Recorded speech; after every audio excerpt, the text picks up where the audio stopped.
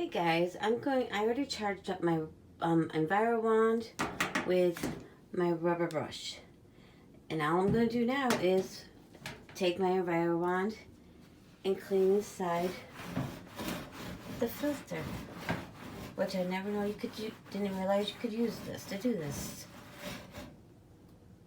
Ugh, look at it. See?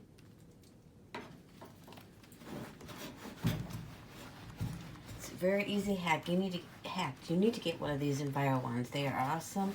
They can be used in so many different things. So many different ways.